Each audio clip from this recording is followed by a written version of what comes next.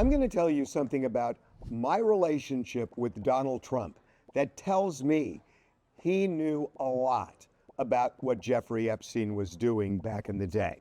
So let's just start with these emails where Epstein says that Donald Trump was the dog that didn't bark, meaning Donald Trump knew something that was bad, because Epstein even references cops in that email. So this is not an innocuous thing that Donald Trump knew but hadn't yet talked about. It's bad.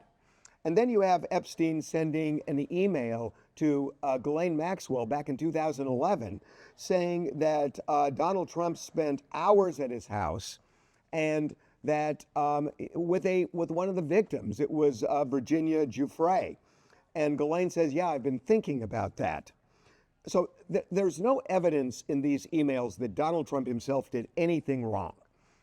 But there is clear evidence that Donald Trump knew some of what Jeffrey Epstein was doing, and some of it was bad enough that the cops were involved.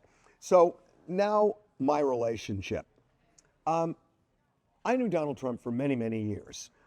When he was doing The Apprentice and I was starting out with Celebrity Justice back in 2002, all the way through the time when he became president, we talked on the phone a lot. And he was a gossip.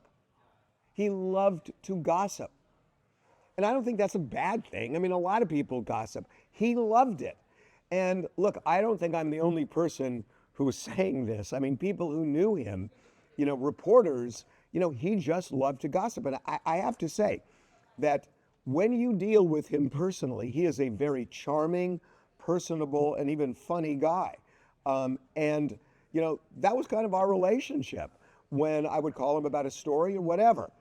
And so, I'll give you an example. I remember there was one time when Donald Trump, I was actually in his office, and he pointed out the window to a building, and he said, I'm not going to name the person because I have no idea whether this is true or not, but a very famous person would bring women to that the apartment building and have sex with them. So that was a gratuitous comment that had nothing to do with why I was there, but he just liked to gossip. So, the idea that Donald Trump would wall himself off from something scandalous that Jeffrey Epstein was doing and not want to know about it, I'm sorry. I'm just not buying it. And I don't think many people are. But he loved to do that.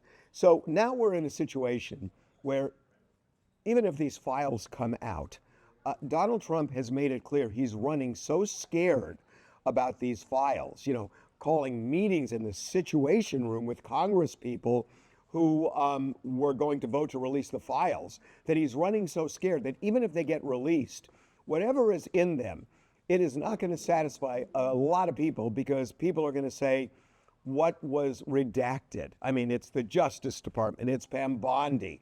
Pam Bondi is under Donald Trump's thumb. So the idea that, we're seeing everything, people at this point are just not going to believe it the way Donald Trump is acting. And as for what the administration is saying, that, one of the reasons we want to keep this private is that there are a lot of names in this file where people did nothing wrong, but they're going to get automatically smeared. Well, look, we've been saying for months, even before this came out in mainstream media, we know, because I've talked to two people who have seen these files, who have said there's nothing untoward about Trump in the files, that his name is mentioned a lot, but nothing untoward. And as for the others who are mentioned, I will point to Diddy, that a lot of people were saying, oh my God, anybody who was in Diddy's world is going to get now smeared and canceled because he's now on trial for what he allegedly did. Well, that didn't happen. I mean, Diddy socialized with a lot of people, and none of them got really swept into this. And you could argue the same would happen if the file is released. So to be continued. But, I got to say that deflection has really worked for Donald Trump for many, many years. It has been a really effective tool. On this one, it's not working.